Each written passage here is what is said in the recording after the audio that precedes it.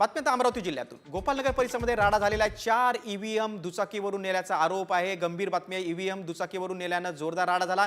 गोपालनगर परिसरात त्याला राडा आहे। गोपालनगर येथील राजीव गांधी विद्यालयातून 4 ईव्हीएम मशीन दुचाकी वाहनावरून नेल्याचा नागरिकांचा आरोप आहे। ईव्हीएम मशीन दुचाकीवरून कसा नेला असा प्रश्न विचारण्यात आला। बडनेरा मतदारसंघाचे शिवसेना बंडखोर उमेदवार प्रीती बंड आणि भाजपचे माजी नगरसेवक सुनील काळे घटनास्थळी दाखल झाले।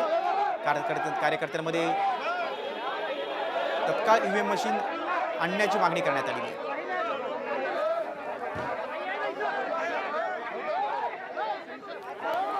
आपण अधिक माहिती घेऊया। आमचे प्रतिनिधी अमरावतीचे अमर गटारे आपल्या सोबत आहेत।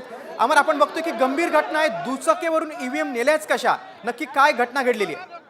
नेमकं बघितलं तर हा जो एरिया आहे हा बडनेरा विधानसभा मतदारसंघातला एरिया आहे। राजीव गांधी विद्यालयात जे आहे 4 ईव्हीएमच्या मशीन आहे टू व्हीलरवरून नेण्याचा आरोप आहे या स्थानिक नागरिकांनी केलेला आहे। एकूण बघितलं तर 7 वाजता नंतर संपूर्ण ज्या ईव्हीएम मशीन होत्या त्या सिलिंग झालेल्या होत्या, पूर्ण झालेली होती। मात्र त्या ज्या ईव्हीएम मशीन आहे त्या ईव्हीएम मशीन पोलिसांच्या बंदोबस्तामध्ये ज्या जो सेंटर असते म्हणजे ज्या ठिकाणी संपूर्ण ईव्हीएम मशीन ज्या गोळा केल्या जाते त्या ठिकाणी नेण्याचं काम जे आहे ते संपूर्ण पोलिंग बूथचे जे कर्मचारी असतील किंवा पोलीस असतील पोलिसांच्या प्रशासनाच्या संपूर्ण कडेकोट बंदोबस्तात न्यायला पाहिजे। तर मात्र ह्या जे 4 ईव्हीएम मशीन आहे ह्या दुचाकीवरून नेल्याचा जो आरोप आहे या स्थानिक नागरिकांनी केलेला आहे आणि या ठिकाणी आता मोठा राडा झालेला आहे। एकंदरीत बघितलं या ठिकाणी जे पोलीस होते ते पोलीस या ठिकाणी आले असताना त्यांच्या अंगावर जे आहे संपूर्ण ते कार्यकर्ते गेले आणि या ठिकाणी बघितलं बडनेरा मतदारसंघाच्या ज्या बंडखोर उमेदवार जे आहेत प्रीती बंड त्या सुद्धा दाखल झालेल्या आहेत। एकंदरीत बघितलं ही जी बाब ही अतिशय निंदनीय बातमी आहे, कारण की ज्या ईव्हीएम मशीन आहे त्या ईव्हीएम मशीन